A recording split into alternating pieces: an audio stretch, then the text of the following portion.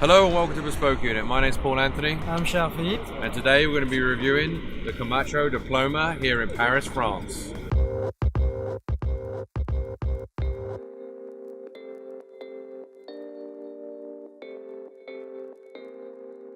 After a 2-year hiatus, Camacho has brought back one of their most popular former lines, the Diploma. Limited to only 1,800 boxes, this premium smoke should be a feast for the senses.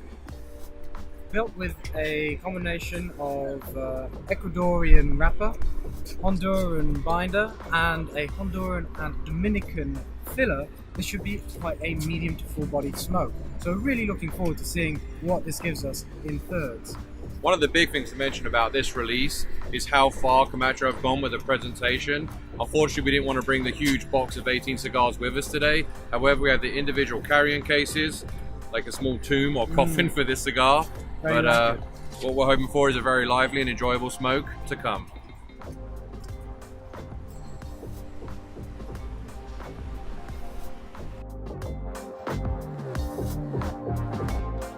So we've just moved ourselves away from the hustle and bustle of Notre Dame, and we're here to experience the pre-light. I got a little bit excited and actually lit mine before we did the video. However, the construction feels great, cut really nicely. You can feel it in the hands. Special Robusto size, 5x54, and Charles is going to give a little bit of an explanation of what he's getting out of the pre-light experience.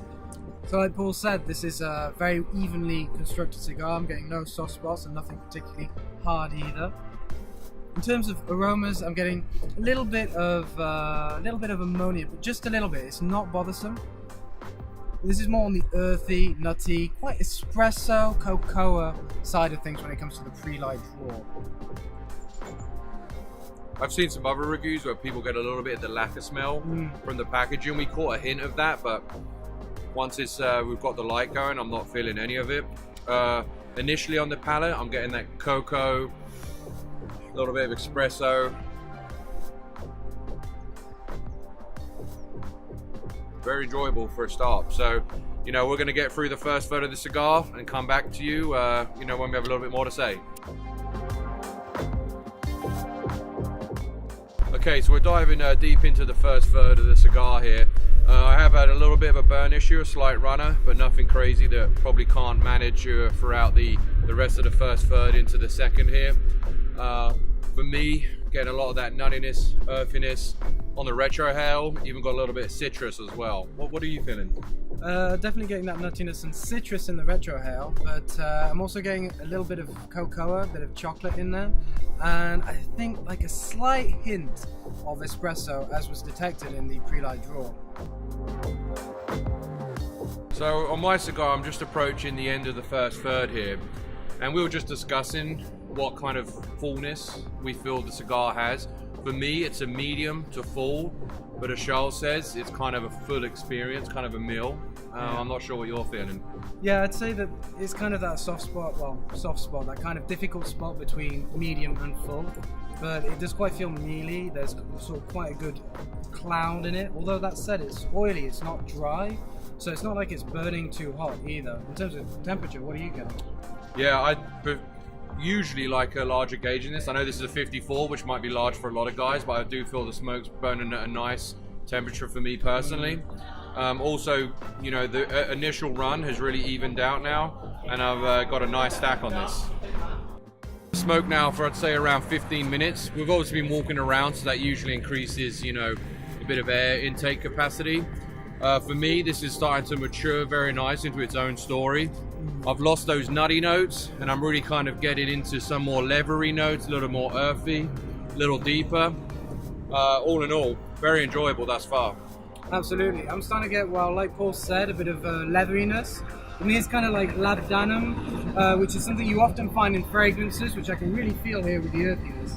And in terms of ash consistency, I'm getting a nice, good stack on this, which is very enjoyable. And in the retrohale, as I just tried out a couple of seconds ago, that lemon zestiness has turned into something more grapefruit, more bittersweet, which is very pleasant. Yeah, I agree. I just did a retrohale, and definitely that kind of sweeter, more tart zestiness from kind of the lemony's gone for me. Feel a bit more full-bodied. Again, my stack fell off as I just crossed the street there, but as you can see, Charles getting a very even burn. My burn is evened out phenomenally well. If Charles doesn't die, we should be good.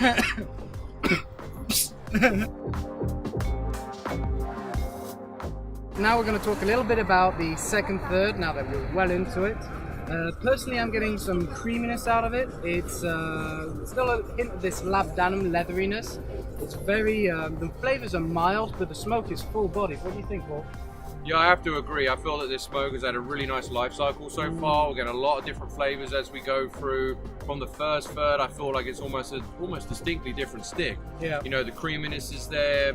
I've lost any of that real citrusy, to be honest. Not getting any pepper out of this smoke whatsoever. For me, great stick so far. Absolutely. Thoroughly enjoying this one.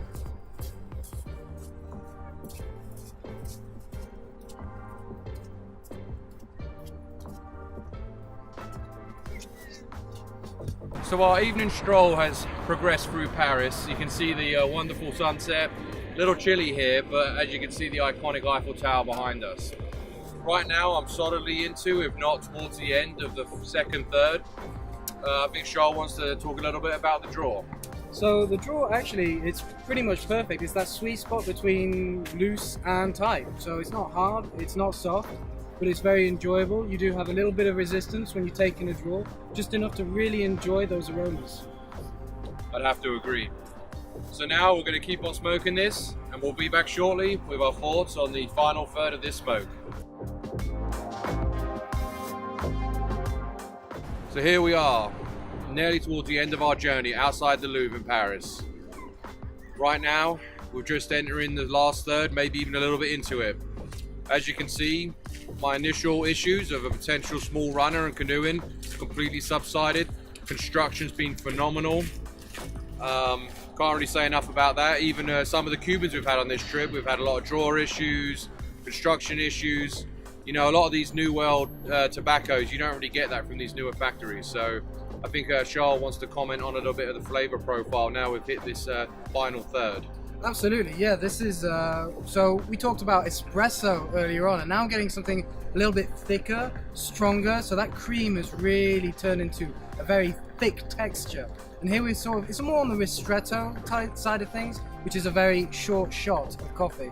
And in terms of flavors, that zest that I was talking about earlier, or that we were talking about earlier, you mentioned it first, has really sort of subsided. Now we're kind of, I'd like to say chili peppers, but it's not biting, it's not an unpleasant feeling whatsoever.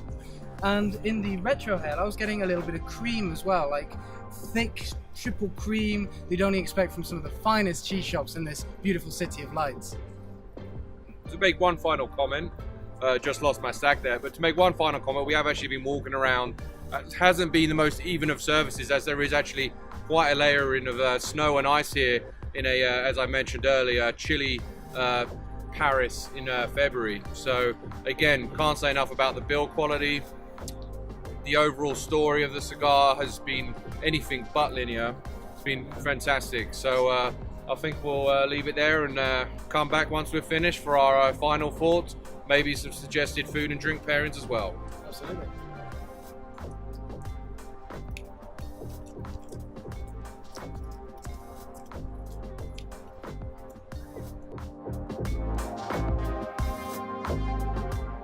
So here we are, the end of our evening stroll through Paris, enjoying the diploma from Camacho.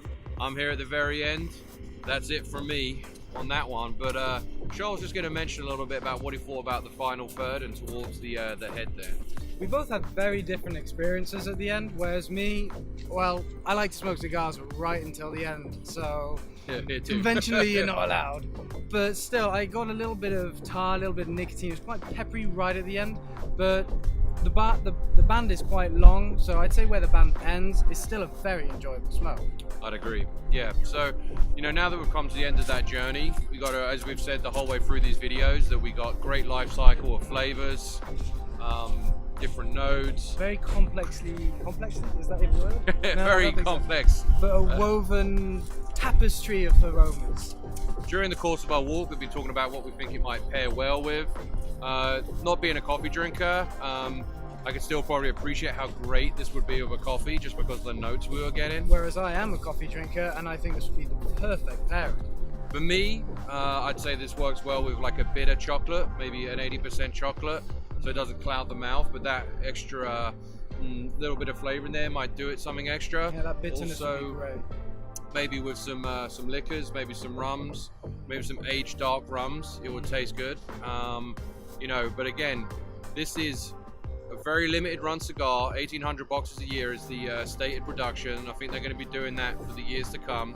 The one downside I have, although the presentation is absolutely fantastic and was a very big, you know, wow factor when you first get it, I couldn't fit it into any of my humidors, so I actually created a cooler door to store the box before I brought them over on our European trip to visit Charles-Philippe here in Paris.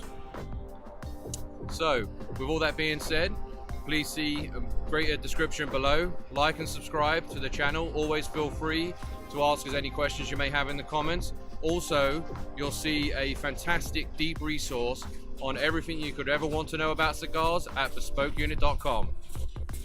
So from me, Paul Anthony, And Charles-Philippe, au revoir. take care.